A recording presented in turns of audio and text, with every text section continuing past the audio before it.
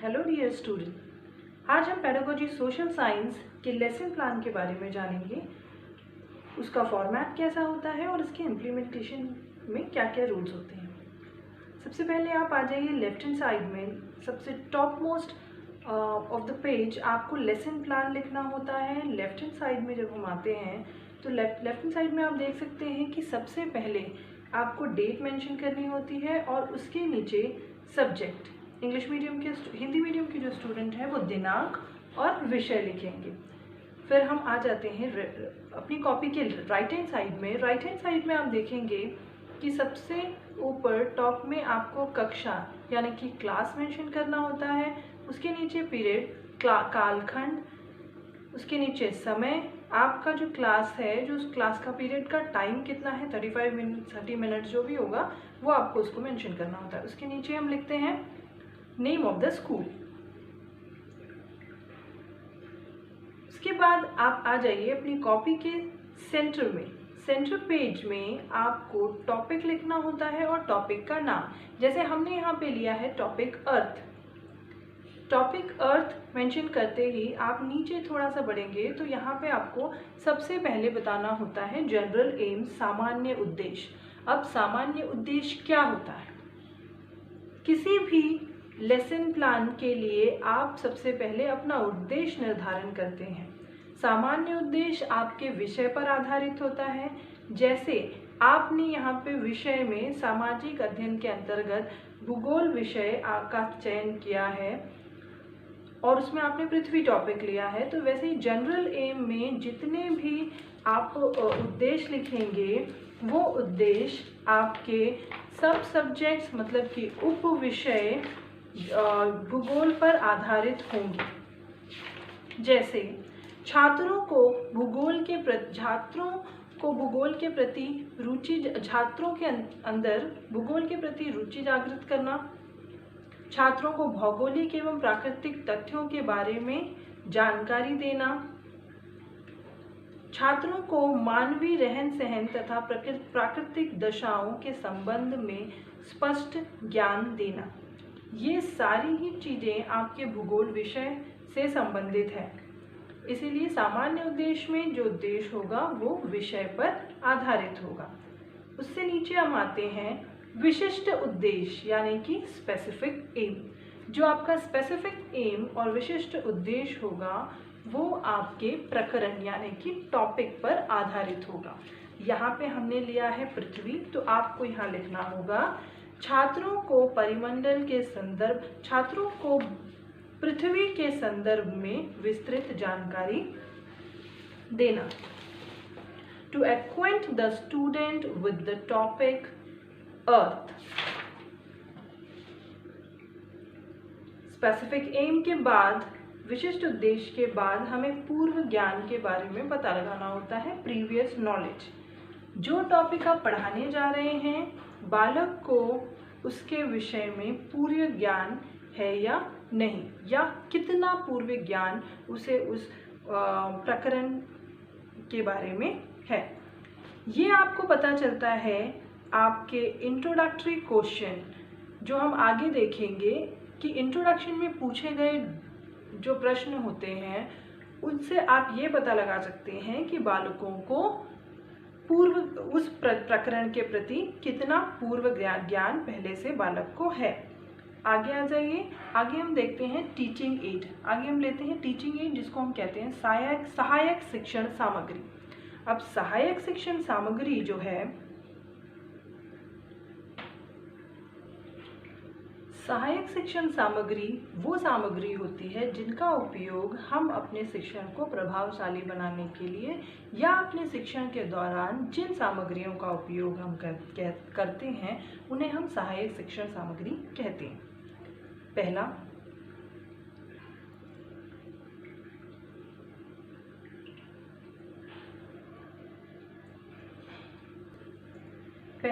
परंपरागत सामग्री। परंपरागत सामग्री वो सामग्रियां होती हैं जैसे कि चॉक, डस्टर, ब्लैक बोर्ड, ये हम हमेशा अपनी टीचिंग में उपयोग में लाते हैं। और स्पेसिफिक एड जिसको हम विशिष्ट सामग्री कहते हैं। विशिष्ट सामग्री वो सामग्री होती है जिसे आप अपने शिक्षण को और ज़्यादा प्रभावशाली बनाने के लिए उपयोग में लाते हैं, जैसे कि chart, model, audio visual aids, इस तरह की पीपीटी प्रेजेंटेशन, इस तरह की जो सामग्री का उपयोग आप करते हैं उसे हम विशिष्ट सहायक सामग्री कहते हैं। उसके नीचे हम देखेंगे टीचिंग मेथड, शिक्षण विधि। शिक्षण विधि कई प्रकार की होती हैं। सामाजिक अध्ययन में उपयोग में लाई जाने वाली शिक्षण विधि जो है वो व्याख्या विधि, व्याख्या से प्रदर्शन विधि,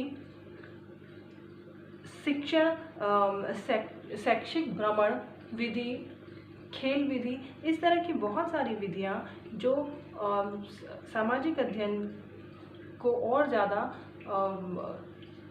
इफेक्टिव बनाने के लिए उपयोग में लाई जाती हैं। उसके बाद हम देखेंगे टीचिंग टेक्निक, शिक्षण प्रविधि। शिक्षण प्रविधि क्या होती है? जिस तरह से हम अपने पूरे लेसन प्लान को प्रभावशाली ढंग से पढ़ाने के लिए शिक्षण विधि का प्रयोग करते हैं, उसी तरह हम अपनी शिक्षण विधि को प्रभावशाली बनाने के लिए शिक्षण प्रविधि का उपयोग करते हैं। जैसे कि आपने जो लेक्चर दिया है या जो आपने व्याख्या विधि का प्रयोग किया है, वो व्याख्यान विधि जो है वो व्याख्या विधि कितनी प्रभावशाली रही उसको जानने के लिए आप यहाँ पे शिक्षण प्रविधि, प्रश्न उत्तर शिक्षण प्रविधि का उपयोग करते हैं।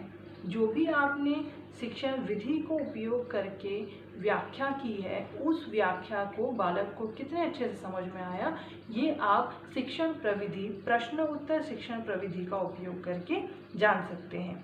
उससे थोड़ा सा हम आगे बढ़ते हैं और देखते हैं कि शिक्षण सूत्र। अब टीचिंग मैगजीम्स क्या है? टीचिंग मैगजीम्स जिस तरह से मेथड को इफेक्टिव बनाने के लिए आपने टीचिंग टेक्निक का यूज़ किया, वैसे ही टीचिंग टेक्निक को और ज़्यादा इफेक्टिव बनाने के लिए और ज़्यादा प्रभावशाली बनाने के लिए हम शिक्षण सूत्र यानी कि टीचिंग मैगजीम का यूज़ करते हैं। जिस प्रश्नोत्तर प्रविधि का आपने उपयोग किया था अपने विधि को प्रभावशाली बनाने के लिए, वो प्रश्न उत्तर प्रविधि किस तरह की होगी, उसका फॉर्म क्या होगा, वो शिक्षण सूत्र हमें बताता है। जैसे कि वो जो प्रश्न पूछे जाएंगे वो ज्ञात से अज्ञात की ओर जाएंगे या वो इजी से डिफ़िकल्ट मतलब कि सरल से जटिल की ओर जाएंगे। ये प्रश्नों का जो पैटर्न है वो शिक्षण सूत्र कहलाता है। इसके बाद हम आगे बढ़ते हैं और हम आ जाते हैं इंट्रोडक्शन पार्ट पे। इंट्रोडक्शन में आप देखेंगे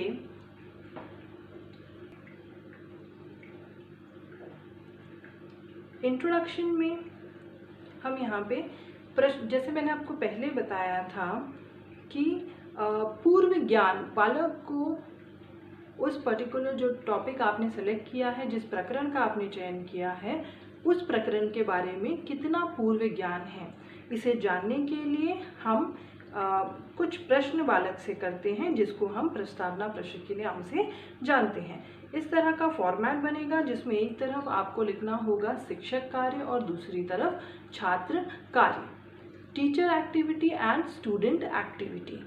स्टूडेंट एक्टिविटी में आपको यहाँ 5 प्रश्न पूछने हैं और छात्र कार्य यानी कि स्टूडेंट एक्टिविटी में आपको उसके आंसर्स को मेंशन करना है। जैसे कि पहला प्रश्न आप जो भी आपको, और ये जो चारों प्रश्नों का जो क्रम होगा वो इस तरह से अरेंज होना चाहिए कि आखिरी जो 5वां प्रश्न आप पूछें उससे आप अपने प्रकरण को निकाल सकें। वो आपके प्रकरण पर आधारित होना चाहिए, जिसका आंसर 5वें प्रश्न का उत्तर आपका प्रकरण होना चाहिए। जैसे कि आप पढ़ा रहे हैं पृथ्वी के बारे में आपको बालक को बताना है, तो आप पहला प्रश्न ब्रह्मांड से कर सकते हैं, दूसरा प्रश्न आप ग्रहों से कर सकते हैं, ग्रह के नाम कितने ग्रह होते हैं ग्रह, उसके बाद आप ग्रहों के नाम पूछते हुए पृथ्वी तक आप पहुंच सकते हैं। यहाँ पे जो मैंने एक जिगजैग बनाया है, इसमें आपको ये पता चलेगा इस जिगजैग से कि आपका जो पहला प्रश्न है उसका जो उत्तर होगा उस उत्तर से ही रिलेट करके आपको आपका दूसरा प्रश्न पूछना है दूसरे प्रश्न के उत्तर से रिलेट करके आपको तीसरा प्रश्न, तीसरे प्रश्न के उत्तर से रिलेट करके आपको चौथा प्रश्न, और चौथे प्रश्न से रिलेट करके आपको पांचवा प्रश्न पूछना है। तो ये जो फॉर्मेट जाएगा वो एक जिगजैग की तरह आपको दिखाई दे रहा होगा, ये जिगजैग पैटर्न में होगा। अब आगे देखते हैं हम स्टेटमेंट ऑफ द एम, उद्देश्य कथन। उद्देश्य कथन क्या होता है? जैसे कि आपने इंट्रोडक्शन क्वेश्चन पूछा और आप अपने टॉपिक तक पहुंच गए, उसके बाद आपको बालकों को उद्देश्य कथन देना होता है, जैसे कि इंग्लिश में हम statement of aim the aim के नाम से जानते हैं, जिसमें हम बताते हैं today we shall learn about the topic earth. वैसे हिंदी में हम कहते हैं आज हम वायुमंडल के, आज हम पृथ्वी के बारे में अध्ययन करने वाले हैं। आगे हम आ जाते हैं प्रेजेंटेशन। अब हमारा जो पार्ट है वो प्रस्तुतिकरण का पार्ट हमारा स्टार्ट हो गया है। प्रेजेंटेशन में आप जो भी विषय, जो भी टॉपिक, जो सब्जेक्ट या जो चैप्टर आप पढ़ाने वाले हैं, उस पार्ट को आप सबसे पहले 2 भाग में विभाजित कर लीजिए। 2 भाग में विभाजित करने के बाद जो पहला भाग होगा उसको आपको पहली अनुवृत्ति के अंतर्गत यानी कि यूनिट 1 में आपको लेना होगा, और जो आपका दूसरा भाग बचेगा उसको आप यूनिट 2 के अंतर्गत लेंगे। जितना मटेरियल या जितना पैराग्राफ्स आपने डिवाइड किया है पहले भाग के लिए, उस पहले भाग के फर्स्ट पैराग्राफ का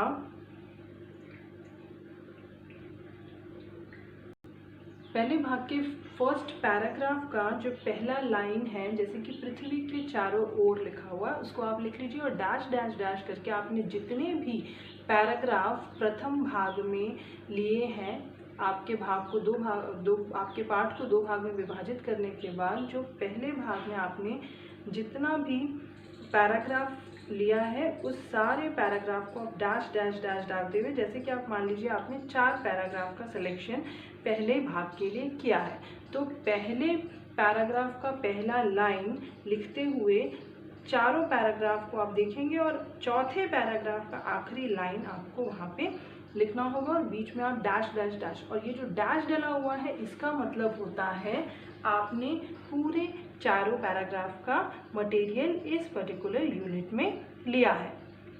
उसके बाद आपने जिस विधि का चयन किया था, आपने व्याख्या विधि का चयन किया था, और व्याख्या विधि के द्वारा आप व्याख्या करते हुए इस चीज़ को, इस पूरे पैराग्राफ को आप एक्सप्लेन करेंगे, समझाएंगे।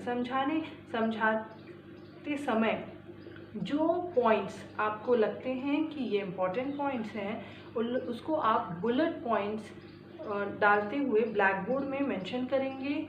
देखिए, आप देख रहे होंगे यहाँ पे बुलेट पॉइंट्स डले हुए हैं, तो आप ब्लैक बोर्ड में जो लाइंस लिखेंगे वो आपके लेसन प्लान के ब्लैक बोर्ड एक्टिविटी आप देख पा रहे होंगे, यहाँ पे कॉलम में बना है black board activity. Black board activity में भी आपको वही लेना है, वो सारे पॉइंट्स आप यहाँ पे लेंगे ब्लैक बोर्ड एक्टिविटी में। ब्लैक बोर्ड एक्टिविटी में जो चीज़ें आप ले रही हैं, ब्लैक बोर्ड एक्टिविटी में जो आप बुलेट पॉइंट ले रहे हैं, उन बुलेट पॉइंट्स को आपको स्टूडेंट एक्टिविटी में भी मेंशन करना होगा, वही सेम पॉइंट्स आपको टीचर एक्टिविटी में भी मेंशन करना होगा। इसका कारण ये है कि जो भी आप ब्लैक बोर्ड में लिखते हैं वो शिक्षक के द्वारा लिखा जाता है, इसलिए वो शिक्षक कार्य के अंतर्गत आएगा। शिक्षक के लिखने के बाद छात्र उसे अपने कॉपी में उतारता है, इसलिए वो छात्र कार्य के अंतर्गत भी आएगा। तो यहाँ पे इस तरह आपको इस फॉर्मेट में तीनों ही कॉलम में आपको सेम बुलेट पॉइंट्स यहाँ पे मेंशन करने होंगे। जैसे ये कंप्लीट हो जाता है, आपका एक्सप्लेनेशन कंप्लीट हो जाता है, इसमें अगर आप किसी तरह का चार्ट या मॉडल अगर आप यूज़ कर रहे हैं तो आपको उसे बटर पेपर के द्वारा इस कॉर्नर में आपको हम दिखा रहे हैं कि ये जो कॉर्नर वाला प्लेस है, हम मान लेते हैं कि जैसे आपने यहाँ पे पृथ्वी की संरचना के विषय में पढ़ाया है और पृथ्वी की संरचना आपने एक चार्ट पेपर में बना के बताई है, तो आपने जो भी चार्ट पेपर या मॉडल का उपयोग किया है उसको आपको एक बटर पेपर, वाइट कलर के ट्रांसपेरेंट बटर पेपर पे बना के, यहाँ जो आप देख रहे हैं मैं एक लाइन ड्रॉ कर रही हूँ, देखिएगा यहाँ पे आपको उसे पेस्ट करना होता है। उसे पेस्ट इसलिए भी किया जाता है कि हमें ये पता चल सके इस लेसन प्लान को देख के कि क्या आपने किसी तरह की विशिष्ट सहायक सामग्री का उपयोग अपने लेसन प्लान में किया है। ये हमें इस बटर पेपर के द्वारा पता चलता है। पहली अनुवृत्ति के पूरा होते ही आपको आगे बढ़ते हुए बोध प्रश्न की ओर जाना है, जिसे हम इंग्लिश में कहते हैं कॉम्प्रिहेंसिव क्वेश्चन। कॉम्प्रिहेंसिव क्वेश्चन का भी जो फॉर्मेट है वो इंट्रोडक्टरी क्वेश्चन की तरह ही बनता है। एक तरफ आपको टीचर्स एक्टिविटी यानी कि शिक्षक कार्य और दूसरी तरफ छात्र कार्य यानी स्टूडेंट्स एक्टिविटी मेंशन करना होता है। इसमें भी आपको 4 से 5 प्रश्न पूछने होते हैं और ये जो 4 से 5 प्रश्न होते हैं, आपने पहली अनुवृत्ति में जितने पैराग्राफ्स की व्याख्या की है उस पैराग्राफ की व्याख्या के अंदर आने वाले जो प्रश्न होते हैं उसका चयन आपको इसमें करना है और यहाँ पे उन प्रश्नों को शिक्षक कार्य में लिखना है और उसका उत्तर भी आपको यहाँ पे बालकों से लेसन प्लान को इम्प्लीमेंट करते समय लेना है और यहाँ पे आपको स्टूडेंट एक्टिविटी में उन उत्तरों को भी मेंशन करना है। आगे हम देखते हैं, जैसे ही हमारी पहली अनुवृत्ति खत्म होती है और हम बोध प्रश्न पूछ लेते हैं तो हमें ज्ञात हो जाता है कि बालक ने जो पहली अनुवृत्ति में पढ़ा है उसे वो चीज़ समझ में आई या नहीं है। जैसे ही आपकी पहली यूनिट कंप्लीट हो जाती है, आपको हम पहले भी बता चुके हैं कि आपने अपने पूरे लेसन को 2 भागों में विभाजित किया है। जो आपका दूसरा भाग है उसे आप अपनी दूसरी अनुवृत्ति में लेंगे। दूसरी अनुवृत्ति यूनिट 2 जिसे हम इंग्लिश में कहते हैं। यूनिट 2 का जो फॉर्मेट होगा वो भी सेम वैसा ही बनेगा। यहाँ पे आप देख सकते हैं सब्जेक्ट मैटर विषय वस्तु, शिक्षक कार्य, छात्र कार्य और शामपट कार्य। यहाँ पे जो बचे हुए आखिरी के पैराग्राफ्स हैं जिसे आपने दूसरे भाग के लिए छोड़ दिया था, उस भाग की शुरुआत का पहला लाइन और उस भाग के अंत का आखिरी लाइन आपको इस विषय वस्तु के कॉलम में डालना होता है और यहाँ पे डैश डैश डैश आपको मेंशन करना होता है। इसका मतलब ये होता है कि आपने पूरे जितने भी बचे हुए पैराग्राफ्स थे उसका चयन आपने दूसरी अनुवृत्ति के लिए यानी कि दूसरी यूनिट के लिए किया है। सेम जैसा आपने पहली यूनिट को पढ़ाया है उसी तरह आपको दूसरी यूनिट को भी पढ़ाना होता है। व्याख्या विधि का उपयोग करके व्याख्या विधि या व्याख्या सह प्रदर्शन विधि या खेल विधि, जो भी विधि आप उपयोग में ला रहे हैं उन विधियों का उपयोग करते हुए आपको यहाँ पे अपनी एक्सप्लेनेशन देना होता है। व्याख्या करने के बाद जो बुलेट पॉइंट्स, जैसे मैंने आपको पहली यूनिट में बताया था कि जो बुलेट पॉइंट्स होते हैं उसको आप ब्लैक बोर्ड पे लिखते हैं। ब्लैक बोर्ड पे शिक्षक के द्वारा लिखा जाता है इसलिए वो शिक्षक कार्य में भी आता है। ब्लैक बोर्ड में लिखा जाता है इसलिए ब्लैक बोर्ड कार्य में आता है। और शिक्षक के द्वारा लिखे गए बुलेट पॉइंट्स को छात्र अपने कॉपी में भी नोट करता है इसलिए ये छात्र कार्य के अंतर्गत भी आता है। जिस तरह आपने पहली यूनिट का बोध प्रश्न पूछा था उसी तरह यहाँ पे दूसरी अनुवृत्ति या दूसरी यूनिट के कंप्लीट होने पर भी आपको बोध प्रश्न पूछना होता है। यह बोध प्रश्न दूसरी यूनिट में व्याख्या की हुई जितना भी सब्जेक्ट मैटर होता है उससे रिलेटेड होता है और इसमें भी 4 से 5 प्रश्न पूछे जाते हैं। बोध प्रश्न पूर्ण होने के बाद हमें एक पुनरावृत्ति करनी होती है, रिकैप्चुलेशन। रिकैप्चुलेशन में जो पूछे गए प्रश्न होते हैं इसमें आपको उत्तर नहीं लिखना होता है, यहाँ पे सिर्फ आपको प्रश्न लिखना होता है। यह प्रश्न जो होते हैं ये पहली अनुवृत्ति और दूसरी अनुवृत्ति दोनों को मिला के पूछे गए प्रश्न, दोनों यूनिट में से निकाले गए प्रश्न ये पुनरावृत्ति होते हैं। पुनरावृत्ति में 4 से 5 प्रश्न का चयन किया जाता है। पुनरावृत्ति के पूर्ण होने के बाद हम कक्षा कार्य बालक को देते हैं। कक्षा कार्य जो होगा वो कभी भी लॉन्ग आंसर टाइप क्वेश्चंस नहीं दिए जाते हैं। इसमें आपको MCQs, fill ups, true false, matching इस तरह के प्रश्नों का चयन करना होता है। जैसे ही आप क्लास वर्क दे देते हैं, क्लास वर्क को आप चेक कर लेते हैं, उसके बाद बारी आती है होमवर्क की। होमवर्क में हम बालक को लॉन्ग टाइप आंसर्स देते हैं। इसमें जो क्वेश्चंस होंगे वो लॉन्ग आंसर्स, शॉर्ट नोट, इस तरह के प्रश्न आप होमवर्क में देते हैं ताकि बच्चा इसे घर से करके आ सके। आगे हम देखेंगे कि इसमें जैसे ही ये सारी चीज़ें कंप्लीट हो जाती है, लेफ्ट हैंड साइड में सिग्नेचर ऑफ सुपरवाइज़र, जो भी आपके सुपरवाइज़र हैं जिन्होंने भी आपके लेसन प्लान को ऑब्जर्व किया है, वो सुपरवाइज़र का सिग्नेचर होता है लेफ्ट हैंड साइड में, और राइट हैंड साइड में सिग्नेचर ऑफ पीपल टीचर, जो कि आपका नाम वहाँ पे लिखना होता है और आपको वहाँ पे सिग्नेचर करना होता है। यहाँ हमारे सोशल साइंस पेडागोजी का लेसन प्लान कंप्लीट होता है।